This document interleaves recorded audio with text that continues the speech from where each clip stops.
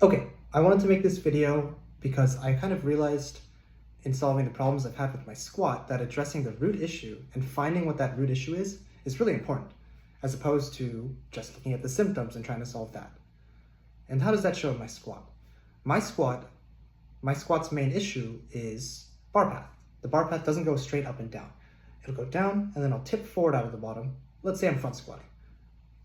I'll go forward, then if it's hard, my elbows will drop, the bar will go forward like this. It'll be really, really hard. I might lose balance on my toes. Then I might still make it up, but it'll be ugly, not efficient, just generally not good, right? We don't want to be doing that. We want to stay in good positions, and we want our lifts that are hard to look the same as our lifts that are easy. We just want them to be slower, right? Because mechanically efficient positions are that, right? They're efficient. If I'm tipping forward out of my squat, I'm literally making it harder for myself. So we don't want to be doing that. And so my main issue, I thought, and this applies to my back squat too, was I thought my glutes were a weak point. And I think this is still true. I'm doing a lot of hip extension work. It's showing a lot in my squat, right? The squat just feels generally better. The groove is better. I feel like I'm able to maintain proper positions. But when it gets hard, I still have the same problem. So what's going on? So in my Olympic lifting practice, something I've been working on is pushing through the floor, right? And that applies to my squats too. I certainly was trying to do that there too. But when I have a couple Olympic lifts that go well, like I feel it, I'm like, wow, I popped it up really nicely. I felt like I had a lot of power.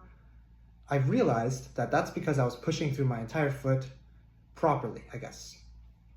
And I thought I was trying to do that before. But one thing I realized is I naturally tend to bias my heels. Even if I think I'm standing flat and pushing evenly through my foot, I'm a little bit on my heels. And so why does that cause the bar to shift forward in the squat? Well, let's think about it. If I squat on my toes, let's say I have a lot of weight on my back, right? And I'm on my toes as I descend, the bar is going to shift back, right? Because as soon as I start pushing into the ground, the force is going to force my heel down to the ground. The bar is going to shift back. And my balance is going to be lost. Same thing with starting on my heels, right? As soon as I start pushing into the ground, the bar is going to dump forward. You can even try this yourself. If you put a bar on your back, squat down on your heels, as soon as you try to squat up, you're going to fall forward. And if you try to do it on your toes with the bar on your back, same thing's going to happen, right? Or the reverse is going to happen. You're going to go onto your heels, the bar's going to shift back. You might even lose your balance. So how did I solve this?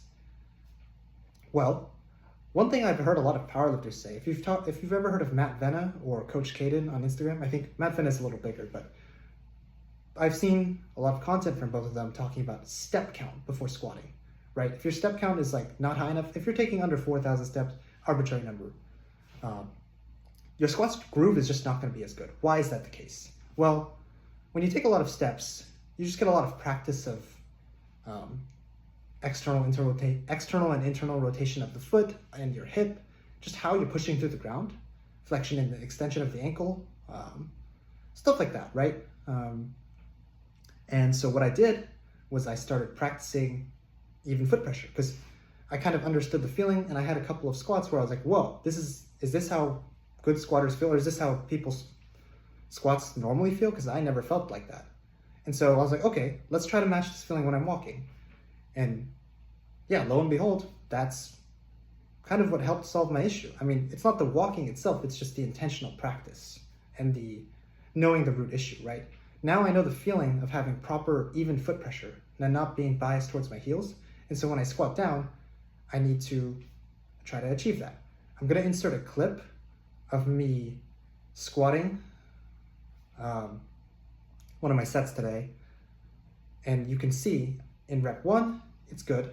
Rep 2, I start on my heels, and then I shift forward out of the bottom. The bar path moves forward, then up. The last rep, I actually start on my toes too much, and it actually shifts back a tiny bit, but it's mostly straight up and down, and I hold my position.